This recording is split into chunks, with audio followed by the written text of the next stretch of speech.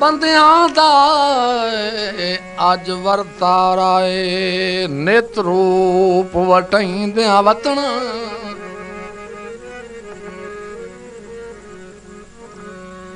ਤੇ ਕਦੀ ਮੱਥੇ ਲੱਗ ਪਿਆ ਬੋਲਣਾ ਕੋਈ ਨਾ ਕਦੀ ਆਪ ਬੋਲਾਈਂਦਿਆਂ ਵਤਨ